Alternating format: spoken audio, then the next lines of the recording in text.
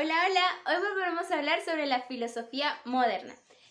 Responderemos a dos preguntas muy importantes, unas que tienen que ver con la teoría del conocimiento y la otra sobre política. Empecemos. ¿Qué es empirismo y racionalismo y cómo se diferencian?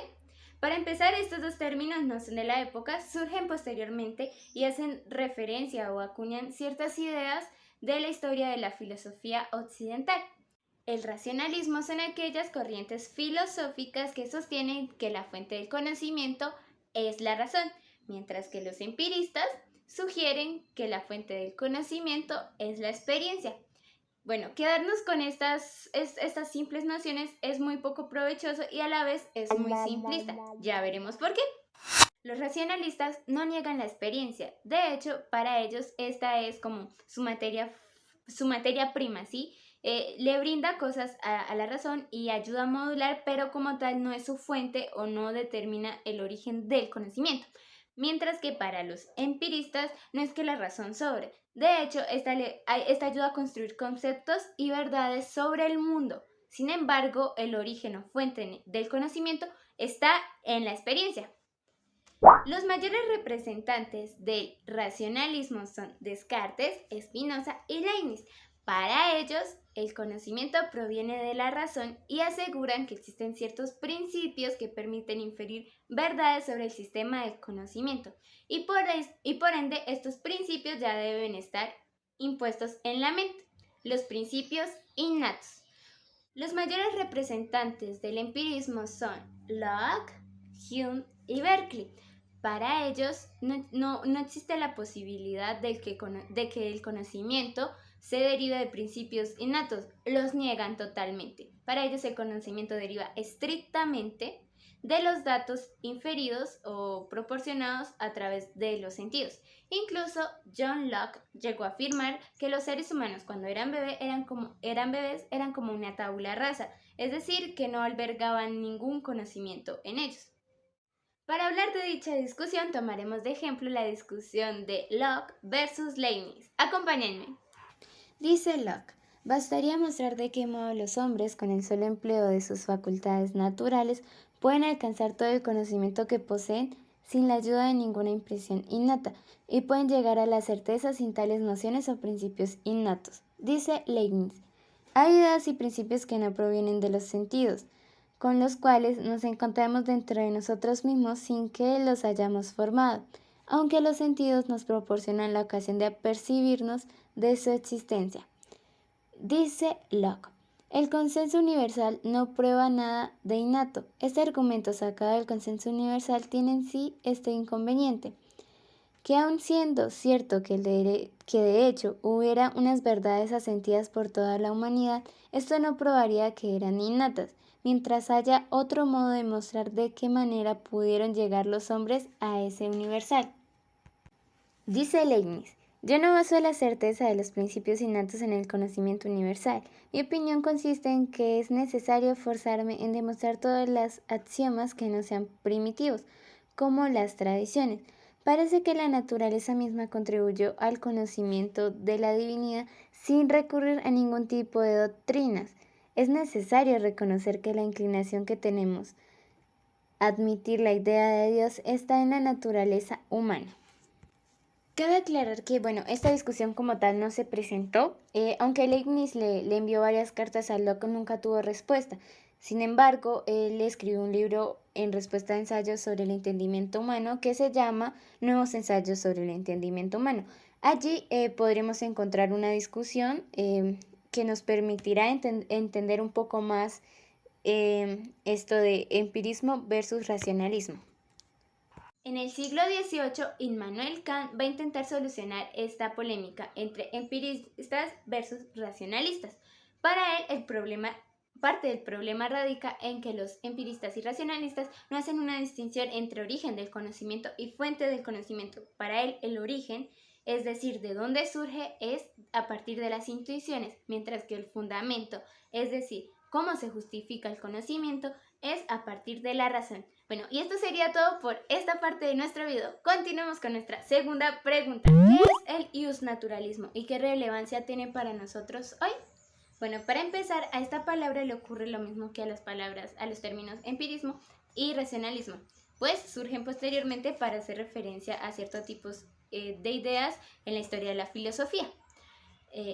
El iusnaturalismo es una forma de pensar que compartían los pensadores modernos y el iusnaturalismo dice que existen ciertas leyes intrínsecas a la naturaleza que no pueden ser sometidas por los intereses humanos. Estas leyes de la naturaleza son iguales para todo pueblo o sin importar su época. Vale aclarar que el iusnaturalismo no es una idea que surge de la modernidad. Incluso podemos hacer cierta continuidad con el pensamiento antiguo, en la medida en que lo que hace legítimo un orden político es la realidad misma. Sin embargo, lo que caracteriza al iusnaturalismo moderno es que para ellos la legitimidad del Estado ya no va a estar en la naturaleza, sino más bien se va a dar a partir de un contrato social.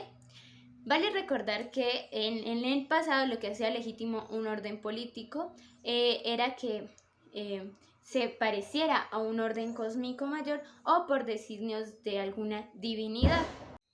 Bueno, partiendo ya de esto que hemos hablado de que existen ciertos derechos o leyes naturales, los pensadores de esta época creían que antes de que existiese el contrato social o el pacto social, los seres humanos se encontraban en un estado de naturaleza. Este estado de naturaleza es hipotético, pero pues digamos que de allí van a poner cómo se vivía y cómo van a surgir ciertas problemáticas y cómo para solucionar estas problemáticas surge el pacto social o el contrato social, que es que las personas se ponen de acuerdo, crean unas leyes civiles para solucionar dichos problemas y así crear el Estado civil. Bueno, grandes representantes de estas posturas son Hobbes, Locke y Rousseau, ¿sí? Digamos que como cada pensador va a entender el estado de naturaleza, va a proponer su orden político legítimo. Por ejemplo, para Hobbes lo que hace legítimo un estado es que sea una monarquía absoluta, mientras que para Locke va a ser un estado parlamentario representativo y por otro lado para Rousseau van a ser todos los individuos por medio de la voluntad general. Bueno, ahora lo que haré es poner de ejemplo, o sea, cómo constituyen ese estado de naturaleza uno de estos autores para así para que se entienda un poco más de lo que habla, ¿vale? Entonces, este ejemplo lo haremos con Hobbes. Entonces, para Hobbes, el estado de naturaleza es un estado en que todos los hombres son iguales, ¿sí? Y en este estado ningún hombre va a querer someterse ante otro hombre. Para él, cada individuo tiene un deseo ilimitado sobre tener y tener más cosas, ¿sí? Entonces ellos van a querer siempre tener más recursos y más recursos. Para Hobbes los recursos son limitados. Y en este sentido van a surgir ciertas guerras porque yo quiero esto, va a surgir una guerra constante sobre quién va a tener qué recursos. Entonces empieza el temor por la vida y todos van a querer preservarla. Digamos que para Hobbes el Estado se constituye cuando los individuos ceden parte de su libertad a un grupo limitado o a un soberano para que éste constituya unas leyes civiles y así preservar el orden, ¿sí? Por eso es que él propone esta monarquía absolutista. También se debe entender que pues, en su contexto se encontraban muchas guerras civiles y aquí la razón de su propuesta. Bueno, esto como ejemplo para que se entendiera un poco lo que había mencionado. Ya ahora vamos cómo es que estas ideas o este iusnaturalismo ha influenciado o tiene relevancia para nosotros en nuestro contexto. Digamos que a partir de estas ideas de estos pensadores, sí, pues digamos que no analizamos los otros dos, pero pues podremos hallar un poco más de esto en ellos. Es la idea, por ejemplo, de democracia que tenemos ahora, parte de ellos. Sí, pues porque se puede hablar que es desde los atenienses, pero no es así porque los atenienses tenían una idea de democracia diferente. O sea, solo los hombres podían votar y los hombres con dinero, los esclavos no, las mujeres tampoco. Pues otra idea es la libertad de culto. Otra idea es que a partir de allí surgieron muchas de las ideas del liberalismo, como también encontramos que de allí surgen los derechos fundamentales. Esto sería todo. Muchas gracias por ver este video.